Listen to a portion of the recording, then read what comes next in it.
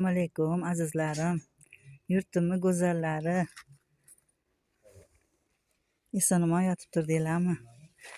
Ertalabdan gullarim ichini bir aylanaman de. Rayhonlarimni qarang. Oddiy rayhon sada bo'lib ketgan.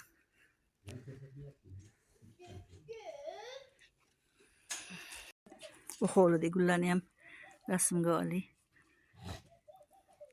Bu o'g'limni uchastkasi hali bitmagan.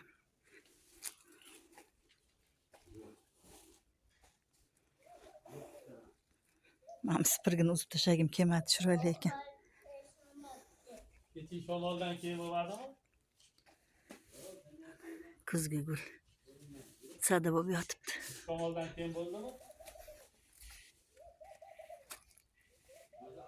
Mana gullar. Ajoyib. Bolalarim uchastka chaqirdik-da. Nevaralarim urug' qoqib berishdi. Pishib asali chiqib ketyapti bu urug'larni tezroq. Kompotmi, murabbomi qilmasam. Shu bugun endi mayli kelinlar qilar boshqa ishlarni. Men sekin murabbo qilaman. Mana ertangi hayitga doktor kelinim ajoyib qush tili ko'rgan ekanlar. Qarang. Ham talinkiga qo'ysam ko'rinadi. Ajoyib. Mana qarang. Qarang. Gul qanaqadir.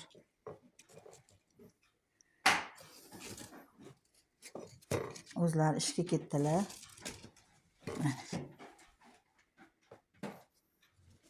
Hozirgi hayit jo'natayotganligi yo'lda yaxshi ekan. Juda ham ajoyib. Allohimga hamd sanolar bo'lsin. Mana shunday chiroyli yurtlarda musulmon qilib yaratganiga, iymonli, e'tiqodli kelinlar berganiga, farzandlar berganiga. O'g'sinlarim ham rosa yaxshi, bordilar, keldilar. Ziyoli insonlar. Boriga shukr, hammanglarni boringlarga shukr. Ertangi hayitda eson-omon kutib olishingni hammaga nasib qilsin. Farzandlarning rohatini ko'rib yuraylik. Imonboy bo'lib, cholimni ham tan jonlari sog' bo'lsin. Boringlarga shukr hammanglarni. Urug'larimni yuvyapman. Hozir o'tirib olib, murabbo bilan kompot qilib qo'yaman. Nevaralar qarashishadi. Urug' murabboni bitta qaynatib, o'chirib qo'ydim. Yana yarim soatdan keyin yana bitta qaynataman. 8 kilo o'rikka 2 kilo shakar soldim. Shakarni 1 litr suvga qaynatib olib, lekin ustiga urug' soldim.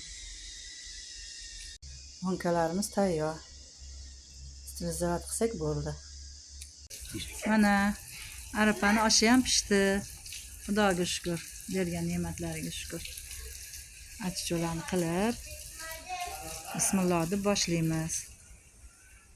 Hammani chaqiringlar Vasila. Choylar damlandi. Hammaga yoqimli ishtaha, hammani xonadonida tinchlik, omonlik bo'lsin. Fayz va baraka bersin Allohim.